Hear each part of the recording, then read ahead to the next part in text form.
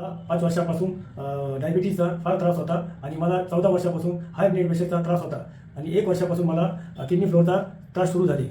Creatine 4 होते, urea 90 होते आणि माझा हेमोग्लोबिन 9 होते आणि मी कामावर सुद्धा जाऊ शकत नव्हतो. ते राहत होतो आणि त्यावेळेस माझ्या अंगाला भरपूर खाज येत होती. मला चालताना फार दम लागायचा, थकवा यायचा, कामावर जाऊ शकत नव्हतो. मी अहमदनगर येथील श्री कमला आयुर्वेदिक हॉस्पिटल इथे उपचार सुरू केले. महिन्याभरात माझे वरचे सर्व तक्रारी कमी झाल्या.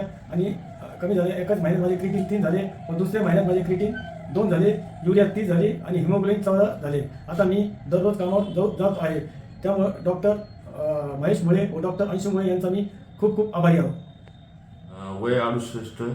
मी 1 वर्षापासून माझे क्रिएटिन आणि ब्लड युरिया वाढत होते. त्यामुळे माझ्या अंगावर सूज येत होती, भूक लागत नव्हती, दम लागत होता, रक्ताचे प्रमाण कमी झाले होते, माझे बीपी वाढत होते. मी डॉक्टर महेश मुळे यांच्याकडे आलो.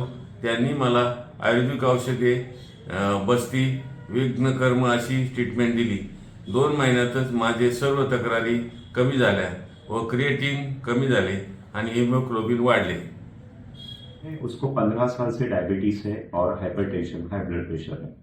और दूसरा जो रुग्ण है उसे 14 साल से हाइपरटेंशन है, डायबिटीज है और 1 साल पहले उसकी एंजियोप्लास्टी हुई है।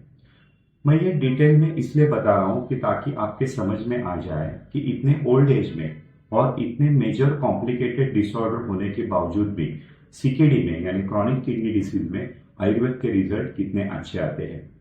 मॉडर्न मेडिसिन के अनुसार इन दोनों का भी डायग्नोसिस जो है वो बायलैटरल रीनल पैरेन्काइमल डिसीज या जिसे हम सीकेडी बोलते हैं।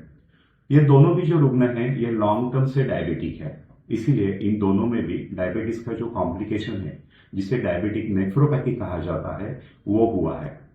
आयुर्वेद प्रणाली के अनुसार रक्त मेद प्रसादात रुक्को, इसका मतलब ऐसा है कि रक्त और मेद धातु से रुक्क यानी किडनी की निर्मित होती है। इसलिए जब भी हमारे शरीर में रक्त और मेद धातु दुष्ट होते हैं तो किडनी के अलग अलग विकार हो सकते हैं।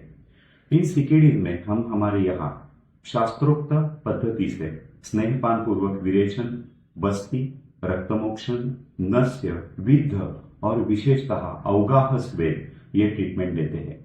ये ट्रीटमेंट देने के बाद पीरियडिकली यानी 15 डेज के बाद या 1 महीने के बाद हम पेशेंट के urine report, kidney function test, sonography और EGFR, इसका मतलब एस्टिमेटेड ग्लोमेरुलर फिल्ट्रेशन रेट, ये इन्वेस्टिगेशंस करते रहते हैं। ये करने का कारण ये है ताकि पेशेंट को पता चले कि they are on a proper treatment और हमें भी पता चलता है कि हमारी आयुर्वेदिक मेडिसिन उनके ऊपर कैसे काम करती है। ये जो भी पंचकर्म उपचार किए जाते हैं इसके बारे में मैं आपको सबको एक सुझाव देना चाहता हूं कि ये पंचकर्म उपचार आयुर्वेद तज्ञ के मार्गदर्शन में और निगरानी में ही होने चाहिए, क्योंकि पंचकर्म ट्रीटमेंट ये आयुर्वेद का कोर ट्रीटमेंट है और ये ट्रीटमेंट आप प्रॉपर व्यक्ति के माध्यम से करते हैं तो ही आपको अच्छे रिजल्ट मिलते हैं। जब आप अच्छी तरह से पंचकर्म कर लेते हैं तो सीकेडी में भी आपको तुरंत और अच्छे आयुर्वेदिक ट्रीटमेंट के असरदार परिणाम दिखाई देते हैं। धन्यवाद।